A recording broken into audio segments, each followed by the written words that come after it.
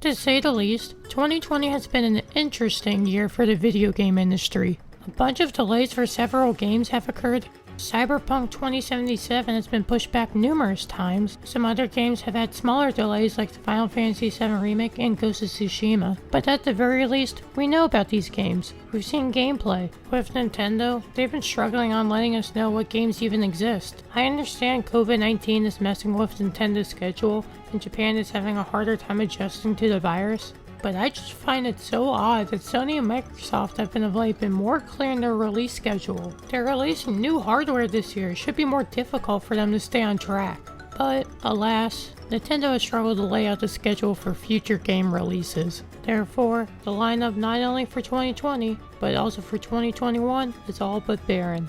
I would like to review Nintendo's 2020 game releases so far, how they've done critically and commercially, how their 2020 lineup looks, and talk about their foreseeable future. To start off, Nintendo's releases so far this year.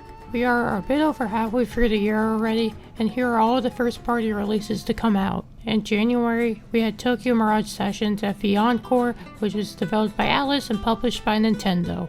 It was originally a Wii U game that ended up getting ported to the Switch. It was a very niche game that no one really talked about other than its existence. Next, in March, we saw the release of Animal Crossing New Horizons, which was both published and developed by Nintendo. This was a new entry in the Animal Crossing series and saw massive success critically and commercially. Any of the games mentioned next we still don't have hard numbers for yet sales-wise.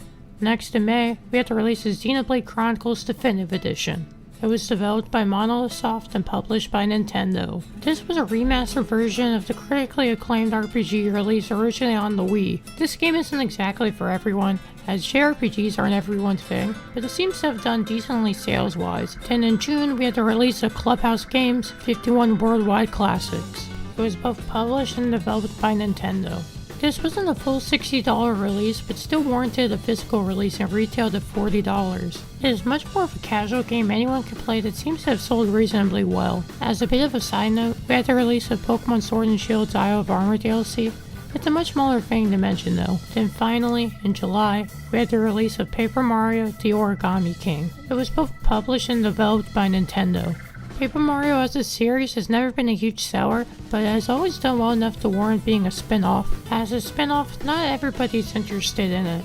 Anyways, it seems to have done decently well both critically and commercially so far. So those are all of Nintendo's big first-party published game stuff released this year. Looking at the lineup at first glance, it's weird. You got two JRPG games that only appeal to certain audiences and also have been on previous consoles. Then you got Clubhouse Games, which is a collection of classic board and card games. This as well isn't a huge system seller, though it can appeal to a lot of different people. Paper Mario, of course, may be a large release and has plenty of fans, but isn't this huge software seller. But then of course you got Animal Crossing, a huge system seller that has sold millions insanely fast. On the 3DS, you saw Animal Crossing begin to emerge, selling 12.45 million units over its lifetime. It's now come out on Switch stronger than ever sales-wise, already outselling its counterpart in only a couple months. I would say now, due to all the publicity the game's gotten, this game appeals to so many different people. Other than Animal Crossing and possibly Paper Mario though, there's been no big first-party releases this year. To be fair, Nintendo's first half of the year has never been very strong. Look at 2019 for example. All we had was a port of a Wii U game, Yoshi's Crafted World, and Cardboard, but at the very least then we knew of upcoming releases for later on. By this time last year, Super Mario Maker 2 had just released, we knew that Link's Awakening Remake was coming out in September, we knew Luigi's Mansion 3 was out in the fall of 2019, even Pokemon Sword and Shield releasing in November. As of the date of this upload, we know no first-party Nintendo games to be released in 2020.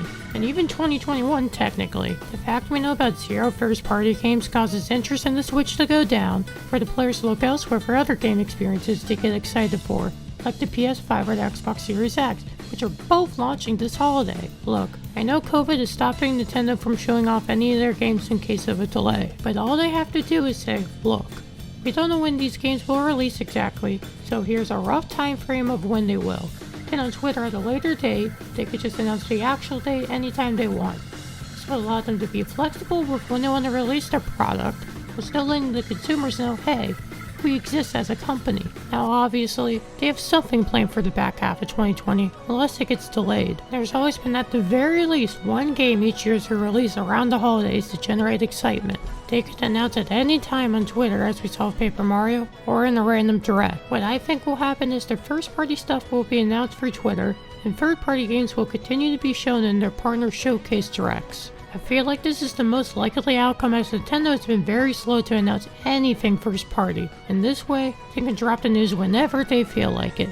A random direct could still happen for first party games if they went the route I mentioned before, and I find it unlikely. As for what first party games they may announce, I really have no idea. There was the 35th anniversary Mario rumor going around, but Nintendo hasn't really acknowledged it being Mario's 35th anniversary, outside of a LEGO collaboration and a few other little toys. And even with the LEGO collaboration, they did a LEGO NES to celebrate the 35th anniversary of the console.